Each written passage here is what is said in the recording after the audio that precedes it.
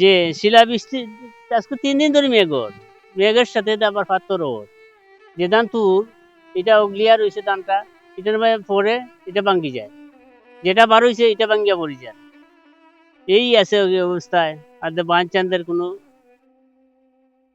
ব্যবস্থা হন না এটা কিছু আতঙ্কর মাঝে আছে কিছু কখন মনে করুন আমরা রাধানগর পয়েন্ট থেকে একটা বান আইছে, হরতার থেকে একটা বান আইছে। এই বান মনে করুন একটা কালভার বড় খুঁজতা নাই, কালভার না থাকার কারণে বৃষ্টির পানি মনে করুন বান্ধের উপরে থাকিয়া বান নষ্ট হয়ে একবারে বিনাশ হয়ে যার। একটা মানুষের এটা কোনো খেয়াল নেই। চিলা বৃষ্টি মনে করুন ঘন্টা 2 ঘন্টা পরা হইছে, সকালে রাত্রে হইছে একবার 3 ঘন্টার সময় হইছে।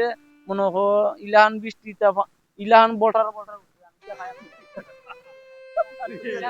ইলাহান বড় বড় বড় বড় যেন আছে এগুলা পড়ছে সেটা টিন টুন খানা করে লিছি আর ধান ধুন বাইঙ্গে একটা বিনাশ করে লিছি, বুঝছেন নি? আছে আছে আছে শিলাবৃষ্টিতে আমরা তুর ধান প্রচুর নষ্ট হয়েছে। এখন আমরা এই ধানের বড় সমস্যা এই ধান আর ওইটুই না, বুঝছেন না? এরপরে আমন জমিনের বেশি নষ্ট হয়েছে না, এটা পাতা কিছু নষ্ট হয়েছে।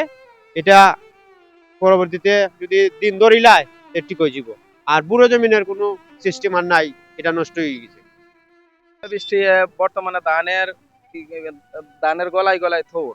তো এই থোরের মধ্যে যদি শিলাবৃষ্টি হয় তাইলে তো আপনার সম্পূর্ণ ধান নষ্ট হয়ে যাবো, পচে যাইবো। আমরা তো এত কষ্ট করে ফসল করছি, ফসলের কোনো ইয়া পাওয়া যাইত না, বুঝছেন? ফসল যদি নষ্ট হয়ে যায় তাইলে তো সবকিছু আমরা শেষ, বরবাদ। আমরা রাস্তায় বসা ছাড়া আর কোনো উপায় নাই, বুঝছেন?